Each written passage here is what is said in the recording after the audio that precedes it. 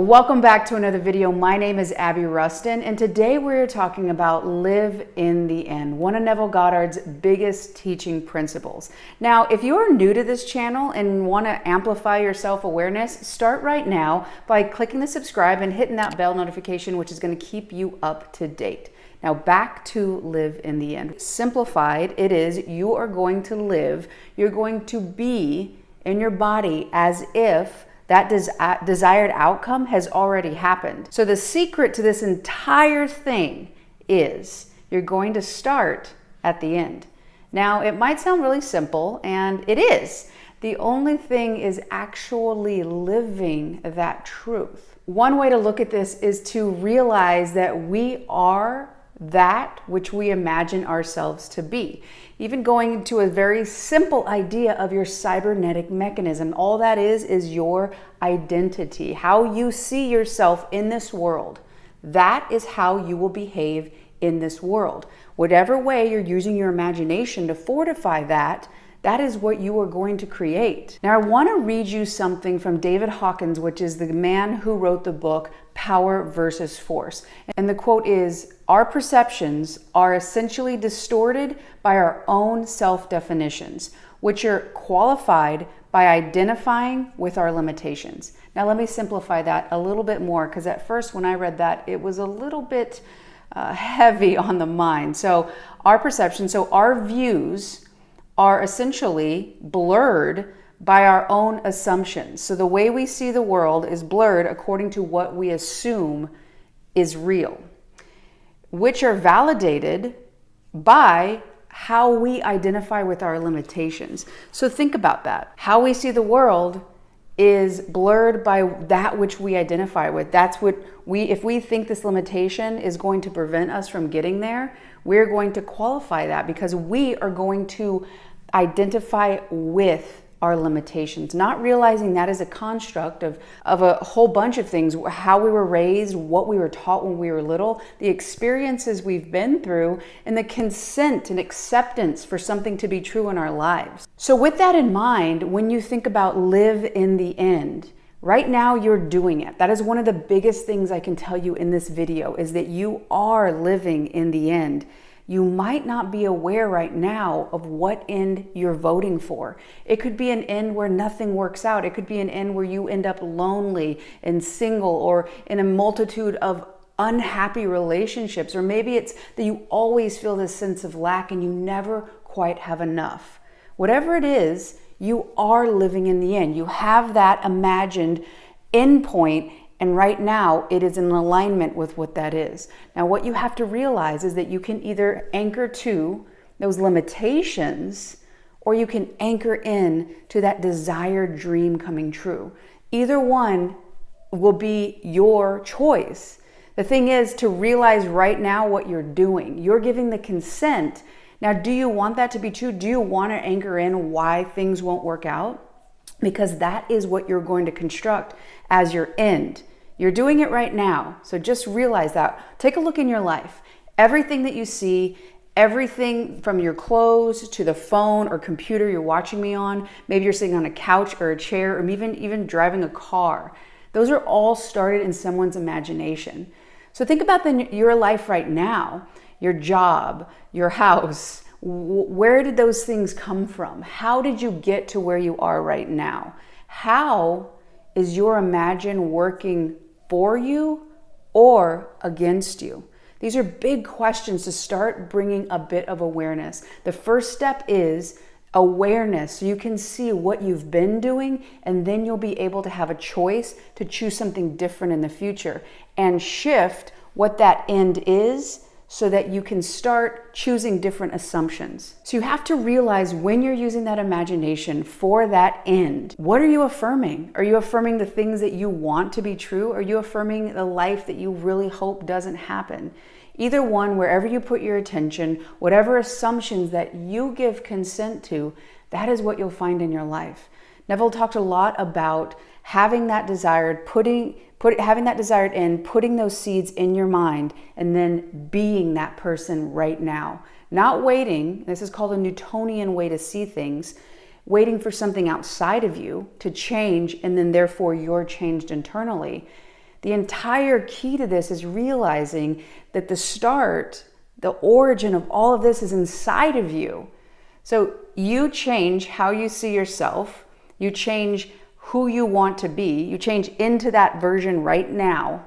You start acting like that in the world. You use your imagination to fuel you and act as if you are it now, but not as if you be it now. Dr. Joe Dispenza talks a lot about this. In order to create a new life, you must ignore your senses. Your senses are going to keep you in a repeated pattern so that who you knew yesterday is who you are today, and by default, it is who you will be tomorrow.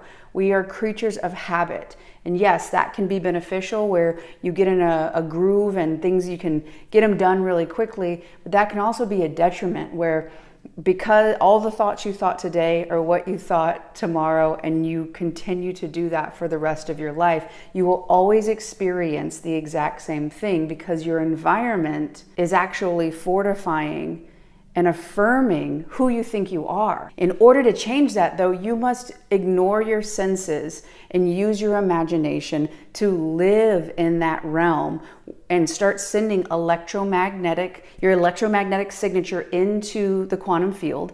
And that is done by the thoughts you think, which are going to send out the electrical part of that, and the feelings that you have, which is going to be the magnetic part. So you're going to send this unique signature of whatever it is that you want, whether it be about person, money, whatever it is. Right now, it could be lack, it could be heartbreak. You're sending it out no matter what you're doing right now. That is happening. It's not something that you'll start, right? If you're sitting on a couch right now and you're going to start a running program, well, you're not doing it right now and then you would start. No, you're doing the living in the end right now. You are sending out an electromagnetic signature into the quantum field right now. The universe is doing what it does, and it is reflecting back to you that which you sent out. So think about it. This is great because you get instant feedback. Okay, what does my life look like? Where am I not satisfied? Where is it bringing me pain? Where is it bringing me suffering? And you can go into that, see what feedback you get, and then reverse engineer it. Heal those hurts and see what and who you need to be to have that desire in your experience, have it fulfilled. An example that I want to give to you now about how powerful your brain is when you're thinking about, yeah, okay, I imagine it and it's not working, Abby. Like, I've really tried hard and I sit there and I really want this thing to happen and I pretend that it's happening now. I believe you, absolutely. I know that it's not a lack of effort. What it is an error in understanding how and to what depths you need to execute this in order for you to be effective. So your brain does not know the difference between if it's experienced in your physical world or if it was just really vivid imagination. There's tons of different studies. People learning piano physically, they had 3 different groups. There was one group who actually practiced the piano, one group who did nothing, and then one group who actually just imagined for the same duration of time as those people did who were playing the piano.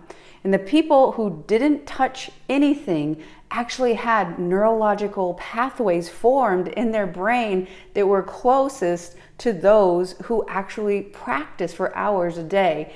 The other group didn't have any changes because they didn't do anything. There's even other studies that show in a physical realm, people who did bicep curls had a 13% increase simply by spending the amount of time vividly in that imagination. The reason and the secret here is they convinced their body that had happened. They convinced their body, because your body is not your brain. Most people live as your body is your brain. It knows what you're gonna do and it does it for you. So you're not actually consciously there. That is why you get into these patterns and you don't realize it. You have to convince your body that end has already happened. It is happening now. So in your imagination, in your feelings, the way you talk, the way you walk, the things you do in the world, you have to convince your body that it has already happened. That is how you use your imagination effectively to bring in, to send out that electromagnetic signature and really experience that in the flesh. So the example I want to tell you is a story I heard about a neurologist, and she went into a virtual reality experience. You know, you put on the big goggles, and I think she had some headphones. So she's completely immersed in this program, this game. And they actually went so far as for her to take her shoes off and her to be in sand. And this experience was really intense. And at one point, you know, she's running away from these people, and there's, you know, people with guns chasing after her. She physically, her body is convinced that this is happening to such a degree that when these people catch up with her, she drops to the ground and puts her hands up in complete surrender. Physically falls to the ground because she feels like she is actually threatened. Even though she's in a large room, she's just standing in a box of sand, and she's got these goggles and headphones on. That is her body convinced that something else is happening. And that is the most important thing about the key to live in the end by Neville Goddard, is for you to convince your body to ignore your five senses, to use your imagination to such a degree that your body doesn't understand that it hasn't actually happened yet. But by all intents and purposes, it has happened inside your body, because your inner experience is more real than anything happening on the outside of that. And eventually that will be reflected, and that will be manifested, that will be revealed in your life. And I think one of the biggest quotes that's so common, that I've heard so many times, that only until I started, you know, really looking into this information, it's by Mahatma Gandhi, which is, be the change you wish to see in the world. Think about that. Be the change that you wish to see in your life. If you are it now, that in dream reality, you are it now, you have to project that into the world, and then you will see that reflection in your life. I really hope you've enjoyed this video. If you have, hit subscribe, hit the like button, and I will see you on the next one.